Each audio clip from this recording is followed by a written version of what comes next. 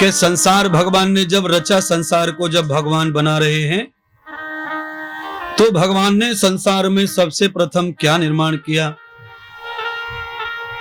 संसार में जन्म अच्छा है तो मरण कैसा, और क्यों बनाया? संसार में समृद्धि अच्छी है तो घाटे नुकसान क्यों बनाए? संसार में पुण्य ही अच्छा है तो पाप का निर्माण भगवान ने क्यों किया? संसार में दिन अच्छा है तो रात भगवान ने क्यों बनाई? संसार में सुंदर लोग ही अच्छे हैं तो भगवान ने कुरूप लोगों को फिर संसार में क्यों बनाया? सवाल तो अच्छा था। कभी कभी ऐसे सवाल हमारे तुम्हारे अंदर भी पैदा होते हैं भगवान के साथ में कहने के लिए, और हमसे तो दुनिया भर के लोग ऐसे सवाल पूछते हैं, हमारे ढंग से हम उत्तर देते हैं। भगवान सुखदेव जी ने भी अपने तरीके से उत्तर प्रदान किया भागवत के माध्यम से। यदम क्षरौ प्रिया जन्मम देवम क्षरयतो शब्दः शब्दम ऋचा सूत्राणाम सूक्तम मंत्रो गति प्रभा। हे राजा परीक्षित, भगवान ने सृष्टि के आदि में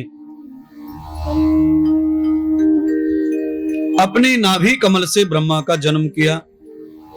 ब्रह्मा को कमल के आसन पर समुद्र में जल में बिठाकर भगवान अदृश्य हो गए।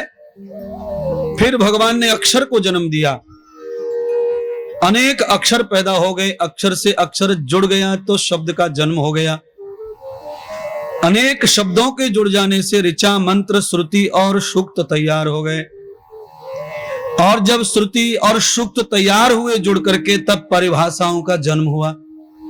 यदम भाषा मंत्रोणाम, पहले मंत्र प्रकट हुआ, फिर भाषा का जन्म हुआ, और फिर भाषा से ही भाषाओं का जन्म हुआ।